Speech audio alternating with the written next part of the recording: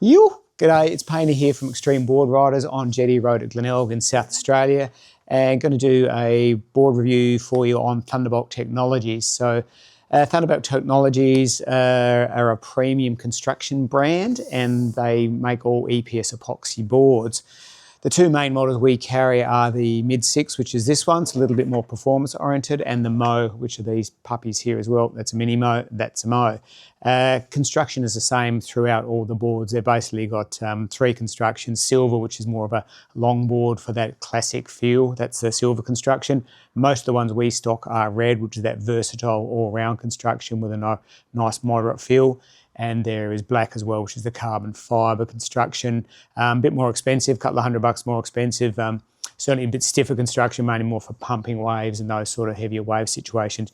Durability is much the same on any of these boards that you will buy. So on this one, on the Mid-6 in the red construction, these are all EPS cores, so expanded polystyrene cores, and then they are wrapped in a 6 ounce and a 2 ounce, and I think about a 4 ounce glass on the bottom as well. Then they're vacuum bags. So vacuum bagging is where they laminate the board with the cloth, put the resin on there, put a plastic bag on there, suck the air out of it, and the plastic bag sucks the resin and pushes it through the weave of the fiberglass, so it makes a much better result. It's really good saturation, so there's no weak spots in there. Vacuum bagging has been used in a variety of construction, like boat building and things like that over the years, so it really works quite well with laminating that glass beautifully onto the blank with just the right amount of resin, not too much, not too little, so weight's good, but durability is good. So vacuum bagging is what they do on most of the Thunderbolt boards. And inside the board also there's a fiberglass or a carbon fibre stringer. Sometimes it's T-shaped, sometimes it's multiple stringers next to each other, depending on the board, depending on the flex.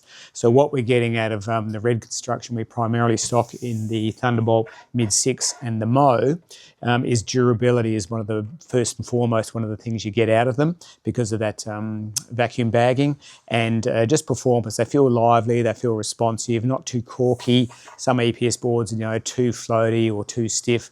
These guys have refined that construction quite well to get that nice balance of performance and durability out of them. They do have a plastic skin formed on the outside as well, so ding resistance is really good on these boards. You don't tend to get those pressure ease and heel dents in them that you get, from landing heavily on the board and, duck diving if you use your knees, that sort of stuff, which you like to avoid if you can. But that's it. Durability is good. Performance is excellent. The two boards we stock, this is the Mid-6. This is a bit more of a performance-oriented board compared to the Mo's here. They have got a little bit more refined rails on these boards. Narrower nose, narrower tail, and definitely a bit more rocker throughout the board. Still a medium rocker.